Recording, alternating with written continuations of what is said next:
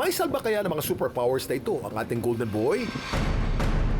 Nung araw ng aksidente, si Golden Boy pala ay maghahatid ng guro sa lugar nila. Ang sakay niyang guro na si Ma'am Rochelle, mabuti na lang daw at hindi napasama sa butas. Pati kamot, humiga yung kabayo doon, ay doon ako bumaba. Nag-aalala po ako dun sa kalagayan ng kabayo. Yung pong butas nagkakatubig. Tapos na para pong yung lupa niya ay malambot. Mahalaga ang papel na ginagampanan ng mga kabayo tulad ni Golden Boy sa komunidad nila Lexter. Sila ang ginagamit ng mga tao bilang transportasyon sa mga lugar na hindi abot ng sasakyan.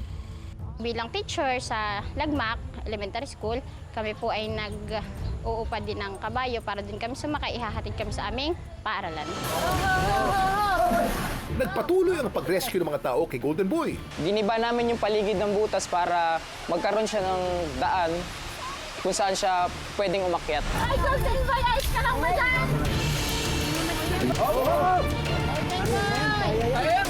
Pagkatapos ng benihan ng mga tao,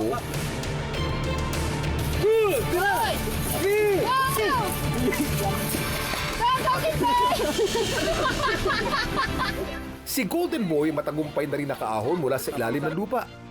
Gumaan yung pakiramdam ko nun, tapos nawala yung kaba, yung takot. Nakaalis na siya, tapos nakita kong nakakalakad siya ng maayos.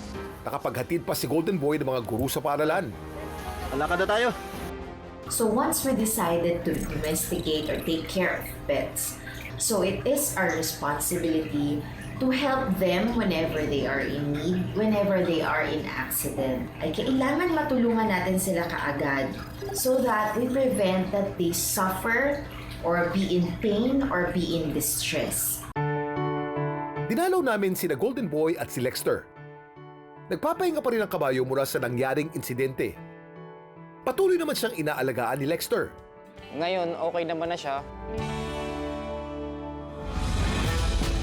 Sa mga lugar na salat sa kaunlaran, ginto nang maituturing ng mga tao ang mga hayop na katuwang nila sa buhay. Kaya naman sinisiguro nila na ang bawat alagang hayop tulad ni Golden Boy nabibigyan ng atensyon at pag-aalaga at nasasagip sa oras ng alanganin. Dami mong alam, Kuya Kim.